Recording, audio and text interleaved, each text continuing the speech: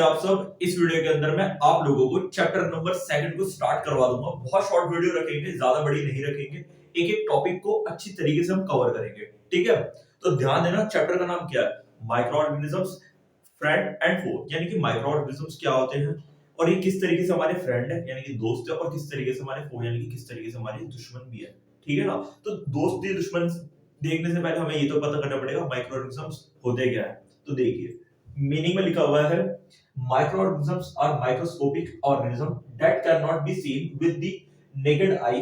These organisms are usually unicellular in nature. यानी कि micro organisms ऐसे ऑर्गेनिजम्स होते हैं, यानी कि ऐसे जीव होते हैं जिन्हें आप माइक्रोस्कोप की हेल्प से देखते हो। इतने छोटे होते हैं, आंखों से नहीं दिखेंगे, नेकेड आइज से नहीं दिखते। किसकी हेल्प से देखेंगे? सिर्फ माइक्रोस्कोप की हेल्प से। दूसरी बात इसने बोली है, ये क्या होते हैं? यूनिसेलुलर होते हैं। ये यूनिसेलुलर क्या होता है? यूनिसेलुलर का मतलब होता है सिर्फ एक ही सेल के बने होते हैं। क्लियर? जैसे कि घर के अंदर ईंटें होती है ना, ब्रिक्स होती है, ऐसे हमारी बॉडी के अंदर सेल्स होते हैं, बट ये सेल्स आपको दिखाई नहीं देते। इसी तरीके से ऑर्गेनिजम्स, ऐसे ऑर्गेनिज्म जो सिर्फ एक ही सेल के होते हैं, वो दिखाई तो देंगे नहीं, ठीक है ना। उनको कहते हैं माइक्रो ऑर्गेनिजम्स। जो माइक्रो ऑर्गेनिज्म जो वर्ड बना है, ये दो वर्ड से मिलकर बना है। माइक्रो प्लस में ऑर्गेनिज्म। माइक्रो मतलब छोटे, ऑर्गेनिज्म मतलब जीव, यानी कि छोटे जीव, ठीक है ना। अब भैया इसके कुछ एग्जांपल दो और अच्छी तरीके से समझाने के लिए। सबसे इसका अच्छा एग्जांपल है बैक्टीरिया और वायरस। बैक्टीरिया तो आपको पता होगा ना, जो आप लोगों को बैक्टीरिया सुनते आपके दिमाग में क्या आता है भैया? जो टॉयलेट वगैरह के अंदर होते हैं, ठीक है ना। बट इस चैप्टर को सुनने के बाद ना, मतलब कंप्लीट होने के बाद, एक गारंटी देता हूं, तुम्हारा बैक्टीरिया से ना पूरा माइंड चेंज हो जाएगा। जो इतनी इमेज तुम्हारी बैक्टीरिया के लिए बनी हुई है, मतलब बताऊंगा ना बैक्टीरिया के फायदा क्या होते हैं, तब और अच्छा लगेगा। तो बैक्टीरिया हो गया, वायरस हो गया, ये क्या होते हैं? माइक्रो ऑर्गेनिजम्स होते हैं। आज के टाइम पे ट्रेंडिंग चल रहा है वायरस, वो चल रहा है कोरोना वायरस, ठीक है ना। अब कोरोना वायरस के बाद आपको दिखाई देता है? भैया नहीं दिखाई देता, बिकॉज वो क्या है? माइक्रो ऑर्गेनिज्म है। बैक्टीरिया क्या ये आपको दिखाई देते हैं? नहीं दिखाई देते। ये भी क्या होते हैं? माइक्रो ऑर्गेनिजम्स होते हैं। इसी तरीके से उसके और भी टाइप्स होते हैं, पहले से नोट करिए, फिर हम उसको रीड करेंगे, ठीक है।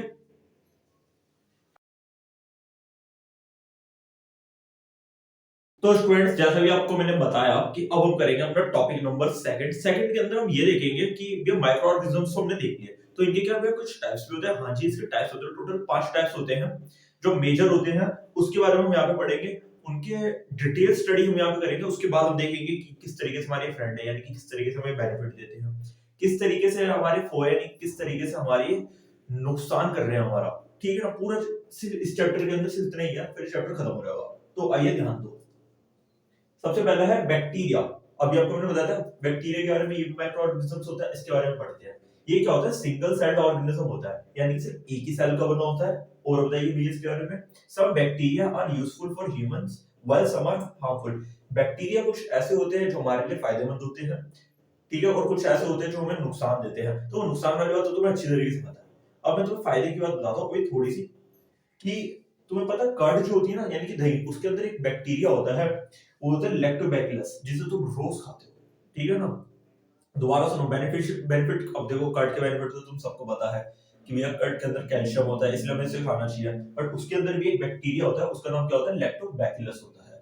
वो हमारे लिए क्या होता है? यूजफुल होता है। क्लियर?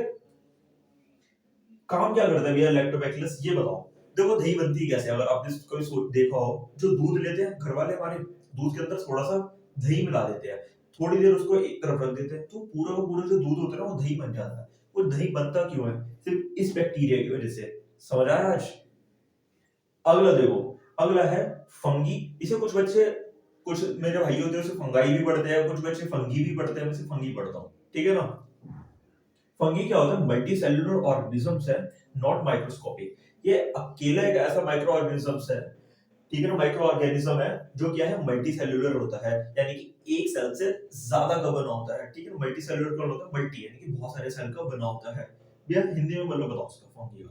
तो फंगी का सिंपल सा मतलब ये देखो कि ब्रेड होती है ना, अगर आप ब्रेड को काफी टाइम तक नहीं खाते, उसको एक तरफ रख देते हो, ठीक है ना, पे थोड़ा मॉइस्चर हो जाता है, तो उसके ऊपर सफेद सफेद सी आ जाती है, जिसे हिंदी में फफूंदी कहते हैं, वही फंगी होती है।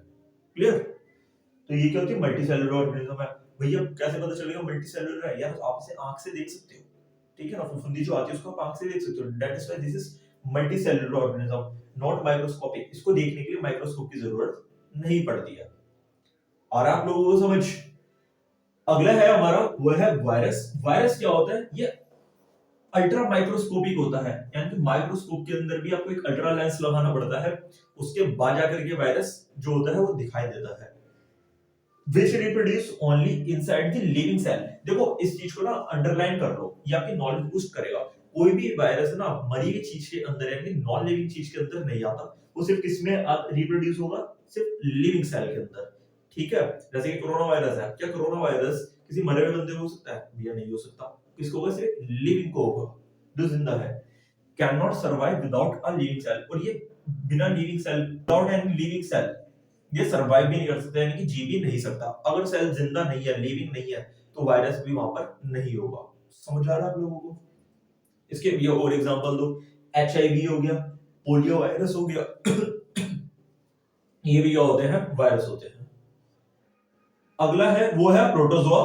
प्रोटोजोआ क्या होता है? ये यूनिसेलुलर माइक्रो ऑर्गेनिज्म है, सिर्फ एक सेल का बना होता है, usually found in water. Please इसको अंडरलाइन कर लेना। ये कहां पे मिलेगा आपको? वाटर के अंदर मिलेगा अक्सर। इसका एक एग्जांपल है वो है अमोइबा। यहां पर बना आ रहा है अमोइबा। अमोइबा भी क्या होता है? एक ऐसा माइक्रो ऑर्गेनिज्म होता है जो बार बार अपनी शेप को चेंज करता रहता है, कभी भी उसकी शेप फिक्स नहीं होती, बार बार चेंज होती रहती है। अगला है वो है एल्गी। एल्गी क्या होता है? आपने कभी पानी के किनारे पे ये देखा होगा, काई जमी हुई होती है, ठीक है ना, उसको एल्गी कहते हैं। इसके अंदर आप ये लिख सकते हो, it can be unicellular, it can be multicellular. ये एक सेल की भी हो सकती है, मल्टीसेलुलर भी हो सकती है। Usually found around the water, यानी कि आपको पानी के आसपास वाली जगहों पे आपको ये दिखेगी। मान के चलता हूं आपको जितने भी क्लासिफिकेशन ऑफ माइक्रो ऑर्गेनिजम्स के पांचों के पांचों है समझ आए होंगे, तो प्लीज इसको नोट करिए। फिर हम देखेंगे इसके क्या एडवांटेज है, क्या इसके डिसएडवांटेज है, इससे क्या डिसीज हो सकते हैं और उन डिसीज से कैसे बचा जा सकता है। फिर ये हमारा चैप्टर कंप्लीट हो जाएगा। ठीक है, तो स्टूडेंट्स अब ये हमारा टॉपिक थर्ड के अंदर हम क्या करेंगे? इंपॉर्टेंस पढ़ेंगे माइक्रो ऑर्गेनिजम्स की, यानी कि जो बैक्टीरिया है, ईस्ट है, एल्गी है, या इनका इस्तेमाल कहाँ होता है, इनकी इंपॉर्टेंस क्यों, हम इतना पढ़ क्यों रहे हैं इनके बारे में। ठीक है ना, तो आइए स्टार्ट करते हैं। सबसे पहला है इन फूड इंडस्ट्री, यानी कि माइक्रो ऑर्गेनिजम्स का तुम्हें पता है फूड इंडस्ट्री के अंदर भी बहुत ज्यादा इस्तेमाल होता है। वह किस तरीके से होता है? देखो यहाँ पे लिखा हुआ है lactobacillus bacteria promote the conversion of milk. ठीक है ना, यानी कि अभी मैंने आपको स्टार्टिंग में बताया था कि ये जो कर्ड होती है, यानी कि दही होती है, वो भी एक बैक्टीरिया से बनी होती है। किस कौन से बैक्टीरिया से? लैक्टोबैसिलस से। यानी कि थोड़े से दूध, मतलब जितने आपको दही बनानी है उतने दूध के अंदर थोड़ा सा कर्ड मिला दो, पूरी की क्या बन जाएगी? दही बन जाएगी। ठीक है ना, तो पहला इस्तेमाल। दूसरा कौन होता है? ईस्ट जो होता है, ये भी एक माइक्रो ऑर्गेनिज्म होता है। अपनी मम्मी से पूछना भैया ईस्ट क्या होता है, आपको नोट ढंग से समझाएंगे। उसका इस्तेमाल कहाँ होता है? ब्रेड वगैरह बनाने के लिए, केक वगैरह बनाने के लिए, पेस्ट्रीज बनाने के लिए, उसमें होता है। किस तरीके से होता है थोड़ा सा मैं तुम्हें बताता हूँ, इंटरेस्ट आएगा तुम्हारा। तुमने ब्रेड, केक और पेस्ट्री के अंदर एक चीज कॉमन देखी होगी, ये तीनों की तीनों चीजें ना फुली हुई होती है, थोड़ी स्पंज होता है इसके अंदर। तो क्यों होता है? इसकी वजह से होता है। ठीक है ना, कह रहा था ना कि माइक्रो ऑर्गेनिजम्स को तुम खाते हो, आगे वाली बात। अगला है इन बेवरेज इंडस्ट्री, यानी कि बेवरेज इंडस्ट्री क्या होता है? जो ड्रिंक वगैरह होती है ना, वो बनाने के लिए भी माइक्रो ऑर्गेनिज्म का इस्तेमाल होता है। तो एक बार पढ़ते हैं। East is used for commercial production of alcohol wine by the process of fermentation, यानी कि ईस्ट का एक इस्तेमाल और होता है कमर्शियल प्रोडक्शन में। कमर्शियल का मतलब होता है पैसा कमाना, यानी कि अल्कोहल बनाई जाती है और उसके बदले में भी देखो पैसे तो मिलते ही है। ठीक है ना, और वाइन बनाने के लिए भी ईस्ट का इस्तेमाल करा जाता है। ये जो करा जा रहा है, ईस्ट से अल्कोहल बनाई जाती है, इस प्रोसेस को कहते हैं फर्मेंटेशन। क्लियर? दो आपको इस्तेमाल बता दिए। थर्ड पे देखो, माइक्रो ऑर्गेनिज्म का तीसरा इस्तेमाल कहाँ होता है? वो होता है मेडिसिन बनाने के लिए। आज मैं तुम्हें एक अच्छी नॉलेज बूस्ट करने वाली बात बताऊंगा, और बहुत अच्छा लगेगा इस वाली बात को जान करके तुम्हें। पता है जो दवाइयां होती है ना, वो किसकी बनी होती है? वो भी भैया बैक्टीरिया की बनी होती है। समझाता हूँ किस तरीके से भी बैक्टीरिया की। आप जो दवाई खाते हो ना, मान लो आपको जुकाम हो रहा है या फिर आपको भैया खांसी हो रही है, तो आप एंटीबायोटिक लेते हो। हाँ जी सर, हम लेते हैं। एंटीबायोटिक्स क्या होती है? जो आपके बुखार को या फिर उस जो दर्द आपके हो रहा है उसको वहीं पे स्टॉप कर देती है। तो वो भी इन्हीं बैक्टीरिया से ही बनी होती है। जो बैक्टीरिया होता है वो अच्छा बैक्टीरिया होता है, मतलब फ्रेंडली बैक्टीरिया होता है। वो आपकी बॉडी के अंदर जाता है, और जो एनिमी बैक्टीरिया होता है ना, दुश्मन होता है, उससे आके लड़ाई करता है और उसको रोक देता है। ठीक है ना, तो एक बार यहाँ पर पढ़ते हैं। Antibiotics are obtained from bacteria. Antibiotics जो होती है वो बैक्टीरिया से ही बनती है। सबसे इसका एग्जांपल यहाँ पर हमने लिख रखा है। थोड़ी देर बाद मैं आपको ना पूरा पूरे टॉपिक ना पढ़वाऊंगा, वो डिसीज से रिलेटेड होगा। उसके अंदर एंटीबायोटिक का पूरे चार्ट बनवाऊंगा कि किस तरीके से वो बनती है, किस तरीके से आपको हेल्प करती है। और साथ में एक अलग टॉपिक पढ़ाऊंगा, वो होगा वैक्सीन का। जो आजकल वैक्सीन ट्रेंड में चल रही है ना, ये वैक्सीन क्या होती है ये भी पढ़ाऊंगा। तो प्लीज वीडियो को लास्ट तक देखना। अगला है इन इंक्रीजिंग सॉइल फर्टिलिटी, यानी कि सॉइल को और फर्टाइल बनाना है। फर्टाइल का मतलब होता है उपजाऊ बनाना है। तो उसके अंदर भी इसका इस्तेमाल होता है। फर्स्ट चैप्टर के अंदर मैंने आपको पढ़वाया था मैन्योर के बारे में। मैन्योर यानी कि खाद। खाद जो बनती है वो किससे बनती है भैया? वेस्ट से बनती है। तो ब्लू ग्रीन एल्गी जो होती है, ये भी एक बायोलॉजिकल नाइट्रोजन फिक्सर होता है। यानी कि सॉइल को अच्छा करने वाला एक फिक्सर होता है। फिक्स यानी कि और अच्छा कर देता है। कौन करता है? Blue green algae. अभी आपको थोड़ी देर पहले पढ़ पाया था। एल्गी यानी कि काई भी क्या होती है? एक माइक्रो ऑर्गेनिज्म होती है। टोटली आपको मैंने यहाँ पे 4 इंपॉर्टेंस बताई है। ये इनफ है एग्जाम पॉइंट ऑफ व्यू से, तो अच्छी तरीके से याद कर लो। किताबों के अंदर जाओगे तो देखो वो ये वाली चीज को बहुत पैराग्राफ बना के दे रखा है। हर बच्चा मतलब पैराग्राफ के अंदर लिख कर के आता है। मुझे एक बात बताओ, क्लास में 50 बच्चा है, 50 का 50 बच्चा पैराग्राफ के अंदर लिख कर के आ रहा है, और तुम अकेले वैसे बच्चे हो जो टीचर को इस तरीके से चार्ट फॉर्म के अंदर समझा रहे हो। तो बताओ कि तुम्हारी इंप्रेशन जमेगा नहीं जमेगा? हाँ सर जमेगा। तो बात मानो, ऐसे चार्ट बना लो और छोटे-छोटे से 2-2 3-3 पॉइंट्स लिखो और टीचर को चमका कर के आओ कि हाँ, कि तुम नॉलेज के लिए के साथ एक दिमाग के लिए भी पढ़ रहे हो, ठीक है ना? तो नोट करिए, फिर हम करेंगे इसका नेक्स्ट टॉपिक।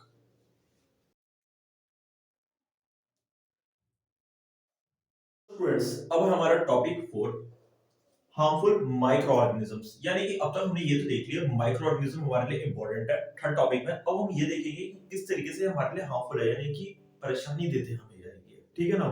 अच्छा, एक ना मेरी आपसे रिक्वेस्ट रहेगी कि मैंने आपको जैसे कि बहुत बारी पहले अपनी मैथ्स की वीडियो के अंदर कह रखा है कि ना वीडियो को ना क्लास की तरह देखा करो। अब तक हमने 3 टॉपिक्स कर लिए, तुमने लिखे भी होंगे, मैं सामान के चलता हूँ। मेरे कहने से ना वीडियो को यहाँ पे पॉज करो और 5 मिनट का गैप ले लो। इससे क्या तुम्हारा दिमाग रिफ्रेश हो जाएगा। इससे जब तुम 5 मिनट बाद आओगे ना, तो और एनर्जी के साथ आओगे, कुछ खा पी करके आना, सेब, केले वगैरह, और ये और अच्छे तरीके से समझ आएगा। ठीक है? 5 मिनट का गैप ले लो, फिर दोबारा पढ़ना, देखो कितना अच्छे तुम्हें रिफ्रेश हो करते हैं हम।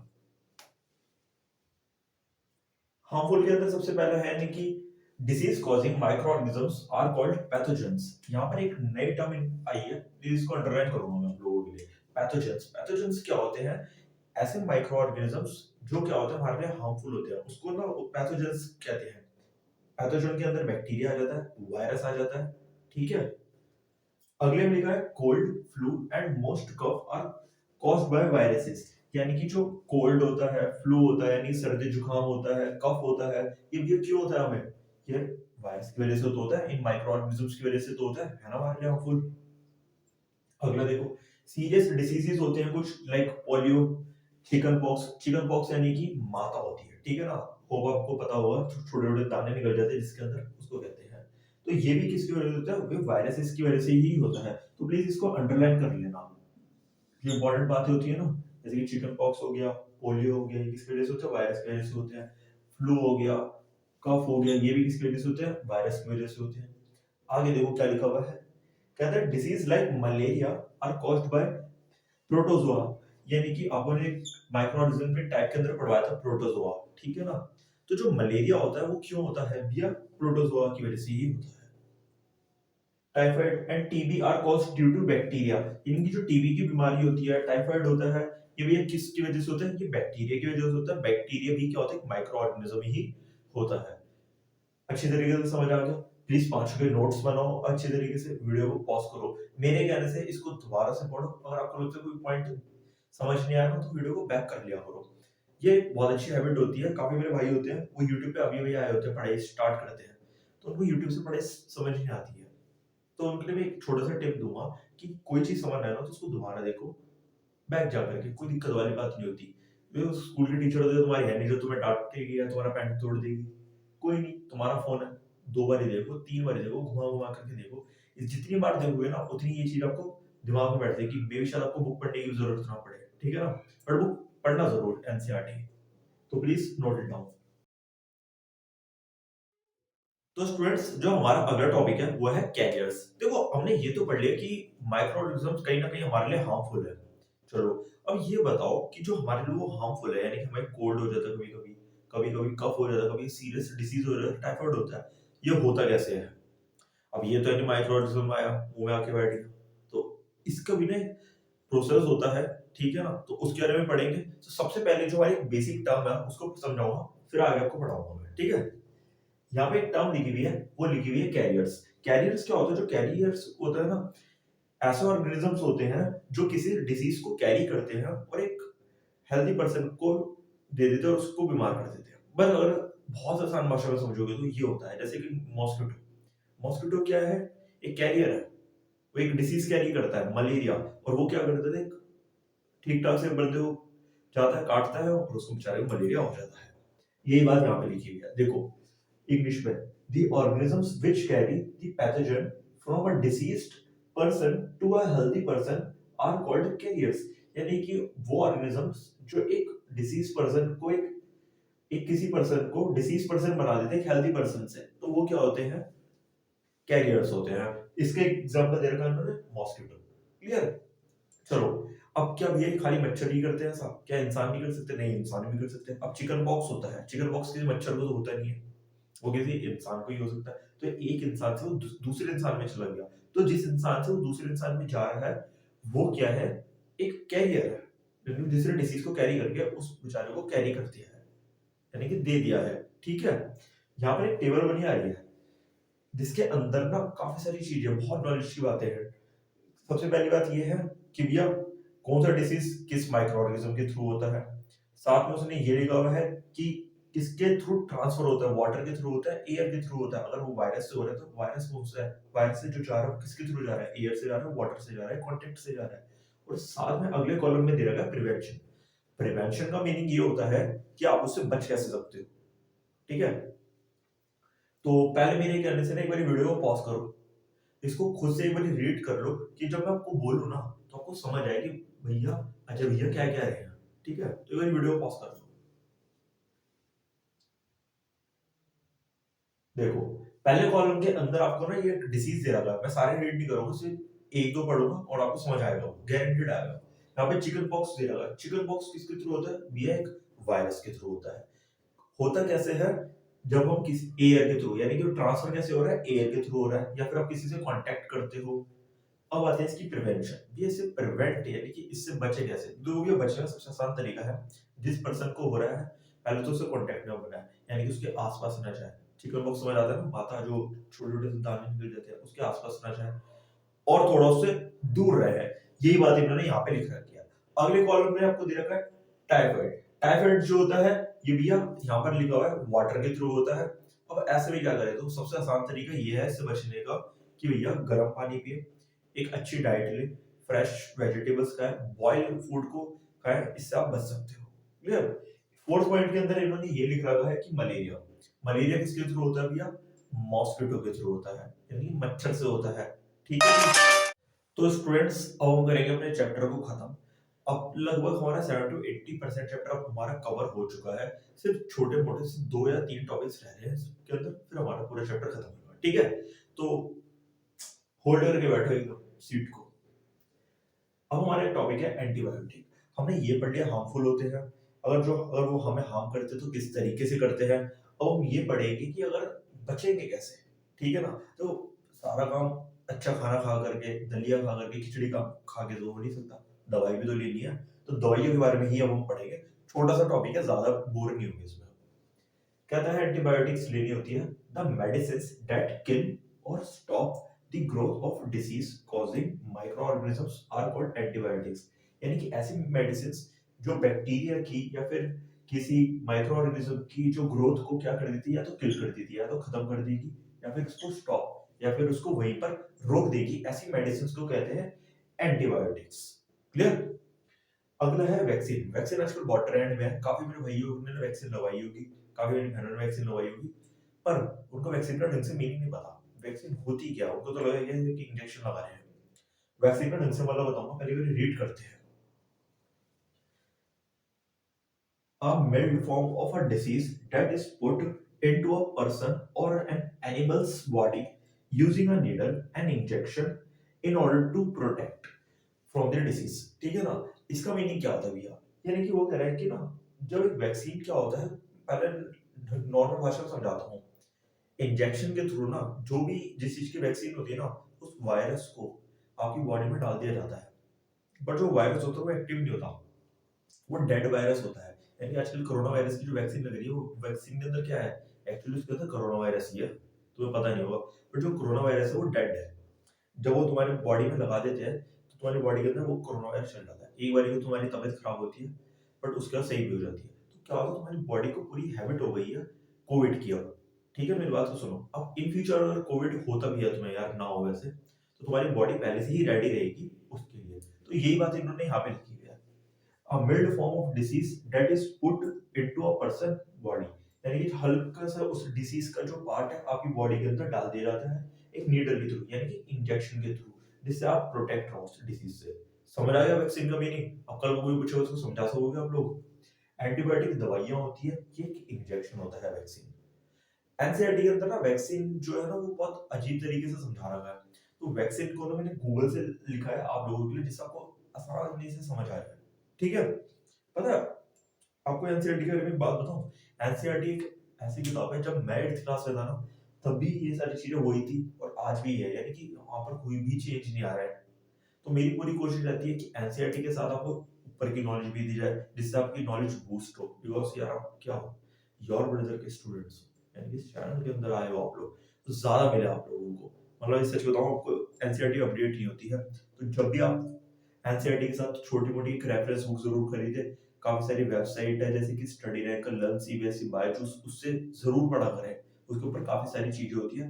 पर अगर तुम्हें लगता है नहीं भी हमें रीड नहीं करना, तो कोई दिक्कत नहीं, आप इस वीडियो के अंदर है मैं आपको सारी नॉलेज दूंगा। ठीक है। बट आपको क्या करना है, वीडियो को लाइक करना है। इससे क्या पता है, लाइक करने से ना क्या होता है आपको बताऊं, पैसे से नहीं मिलते हैं। लाइक कमेंट करने से हमें अच्छा लगता है यार कि आप लोगों को हमारी वीडियो को पसंद कर रहे हैं। दूसरी ये होता है कि यूट्यूब के कुछ एल्गोरिजम्स होते हैं, तो उससे क्या होता है वो वीडियो ज्यादा से दूर तक जाती है, यानी कि उसकी जो रीच होती है वो बढ़ जाती है। तो प्लीज लाइक जरूर करा करो। ठीक है। तो इसे नोट करो। फिर करेंगे थोड़ा फूड के बारे में और फिर चैप्टर क्लोज।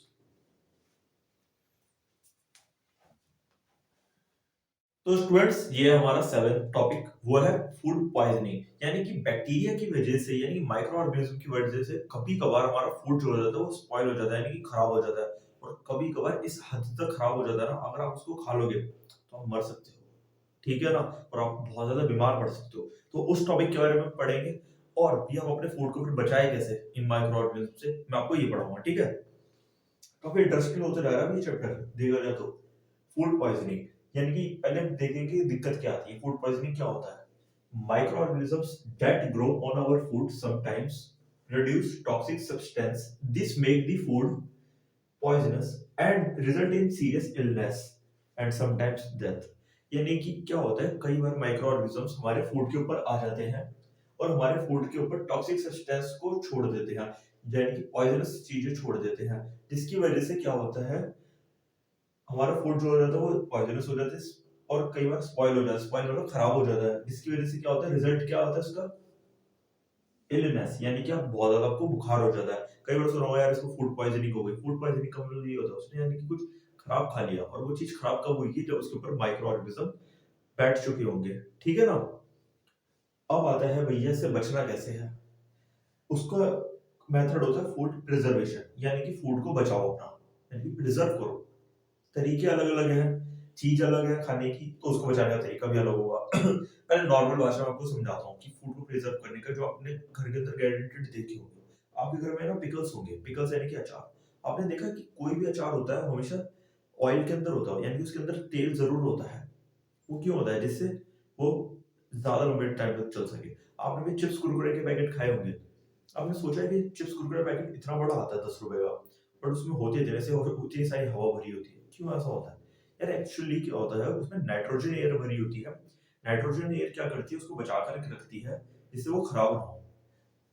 कोई भी एक लेस की पैकेट उठा लो या फिर आप कोई भी अंकल चिप्स का पैकेट उठा लो, उसकी एक्सपायरी लगभग लगभग 3 से 4 महीने की होती है, यानी कि 3 से 4 महीने बाद जाकर के खराब होगा जब उसकी हवा निकल जाएगी। ठीक है ना। तो नाइट्रोजन एयर क्या करती है, उसको बचा के रखती है कि वो जिससे वो खराब ना हो। और बताओ भैया, आपने कुछ नॉन वेजिटेरियंस होंगे आप में से, तो आपके घर में फिश आती होगी, फिश के ऊपर ना आपकी मम्मी क्या करती होगी, उसमें थोड़ा सा नमक डाल देती होंगी। ठीक है, जब वो बनती नहीं है, यानी कि अगर मान लो उसको 2 दिन बाद बनाना है या कल बनाना है, तो उसके ऊपर नमक डाल देते हैं। नमक इसलिए डाला जाता है जिससे वो खराब ना हो। तो ये सब चीजें हम यहाँ पर पढ़ेंगे, ठीक है ना, इंग्लिश में। केमिकल मेथड में सबसे पहला है ऐड सॉल्ट और एडिबल ऑयल। एडिबल ऑयल होता है खाने वाला तेल, यानी कि कुछ चीजों के ऊपर नमक डाल दिया जाता है जिससे वो खराब ना हो। कुछ चीजों के अंदर ऑयल को मिक्स कर दिया जाता है। अब आपने देखा होगा, आपने जेली जरूर खाई होगी, जेली वेली होती है ना, जेलीज होगी, जैम होगी, उसके अंदर शुगर को मिक्स करा जाता है जिससे वो खराब ना हो। क्लियर, इसे कहते हैं केमिकल मेथड। मान के चलता हूँ ये आपको अच्छी तरीके से क्लियर होगा। बुक्स के अंदर एक बार इसको प्लीज रीड जरूर करना। वैसे अभी जैसे मैंने आपको बताया ना, पूरा चैप्टर आपको इस तरीके से चार्ट के अंदर बनाने की कोशिश रहेगी। यार देखो, फूड पॉइजनिंग को चार्ट नहीं बना सकता था, तो इसलिए मैंने इसके आपको एक पैराग्राफ लिखवाया है। बोर्ड के ऊपर ये बड़ा लग रहा है, तो मैं थोड़ा खुला ही लिखता हूँ जिससे आपको ढंग से समझ आए। ठीक है ना, कोई टीचर वाली हैंडराइटिंग नहीं बनाता, ऐसी हैंडराइटिंग रखने की कोशिश करता हूँ जो आपको दिखे। तो जो आप कॉपी में उतारोगे ऐसा 2 लाइन का बस ये। अगला है पास्चराइजेशन। पास्चराइजेशन सुनते ही आपके दिमाग में क्या आना चाहिए? बॉयल द मिल्क, यानी कि दूध को उबालना। आपने घरों में देखा होगा कि अक्सर हमारी माएँ क्या करती हैं, दूध को उबालती हैं। दूध को उबाला क्यों जाता है? क्योंकि क्या होता है, जो मिल्क होता है ना, उसमें कुछ ऐसे बैक्टीरिया होते हैं जो आपको नुकसान दे सकते हैं। तो इसलिए उसको उबाला जाता है और फिर उसको ठंडा करा जाता है। इसको कहते हैं पास्चराइजेशन। पर आज के टाइम की आपको मैं बात बताऊं, आज के टाइम पे जो दूध होता है ना, वो पहले ही से उबला हुआ आया आता है। यानी कि अगर आपने दूध देखा होगा, उसके ऊपर लिखा होता है पास्चराइज्ड मिल्क। दूध की थैली उठाना, अमूल की, मदर डेयरी की, नोवा की, जिसकी आती है, और उसके ऊपर क्या होता है, पास्चराइज लिखा होता है। पास्चराइजेशन का मेथड बता दो क्या होता है उसके अंदर। कंपनी वाले क्या करते हैं, पहले उस दूध को बहुत ज्यादा तेज गर्म करते हैं, फिर अचानक से ही उसको एकदम चिल्ड कर देते हैं। तो एक बारी में जो बैक्टीरिया होते हैं ना, वो गर्मी से सीधा सर्दी में जाते चल जाते हैं, चिल हो जाते हैं, तो वो डेड हो जाते हैं, यानी कि मर जाते हैं। तो जो दूध आता है आपके घर के अंदर, वो ऑलरेडी पास्चराइज होता है, उसको उबालने की जरूरत नहीं होती है। ठीक है ना। पर फिर भी कुछ घर वाले होते हैं, हमारे लिए उसको उबालते हैं, यानी कि ये देखो वो कितनी केयर करते हैं हमारी। तो आप भी उनकी ना पूरी रिस्पेक्ट किया करो और पढ़ाई अच्छी तरीके से किया करो। ये होता है पास्चराइजेशन का। इसको डिस्कवर किसने करा था, आपकी नॉलेज के लिए आपको बताऊं, लुइस पास्चर ने। ये एक ऐसे साइंटिस्ट है जिन्होंने इसको देखा कि यार दूध के अंदर कुछ ऐसे बैक्टीरिया जो शरीर को नुकसान दे रहे हैं। तो उन्होंने देखा कि इस तरीके से आप उन बैक्टीरिया को खत्म कर सकते हो। लास्ट है वो है स्टोरेज एंड पैकिंग। किसी चीज को ढंग से अगर आप स्टोर करते हो, उसको ठीक ढंग से पैक करते हो, सील पैक करते हो, तो भी क्या वो खराब नहीं होगी। ठीक है ना। Store in air tight packet, यानी कि ऐसी जिससे उसके अंदर हवा ना जाए। घरों के अंदर डब्बे होते हैं, जो बिस्किट होते हैं, उसको हमेशा बॉक्सेस के अंदर रखा जाता है। क्यों रखा जाता है एयर टाइट बॉक्स के अंदर? जिसमें हवा ना जाए, जिससे वो सीले ना हो, यानी कि जिससे वो खराब ना हो। क्लियर हो गया तुम लोगों को अच्छी तरीके से? वीडियो को पॉज करो, इसके नोट्स बनाओ।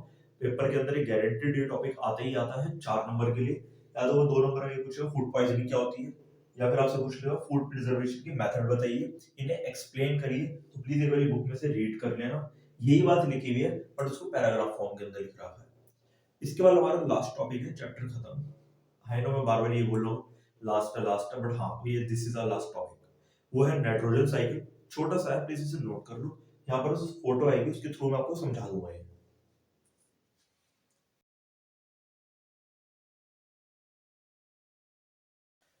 तो स्टूडेंट्स, ये हमारा लास्ट टॉपिक इस वीडियो का, यानी कि इस चैप्टर का। इसके बाद ये चैप्टर कंप्लीट हो जाएगा। तो मान के चलता है आपको वीडियो बहुत अच्छी लग रही होगी, प्लीज इसे लाइक करना। बहुत बड़ी वीडियो है, बहुत बड़ी वीडियो बनाने के लिए मेहनत भी बहुत बड़ी लगती है, मतलब बार बार इसको लिखना, फिर आप लोगों के लिए अच्छे अच्छे फोटोज को ढूंढना जिससे आपको ढंग से समझ आए, गूगल से कुछ डेफिनेशन को फाइंड करना।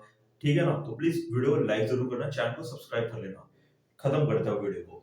नाइट्रोजन साइकिल, देखते ही पढ़ते ही समझ आ रहा होगा नाइट्रोजन साइकिल को।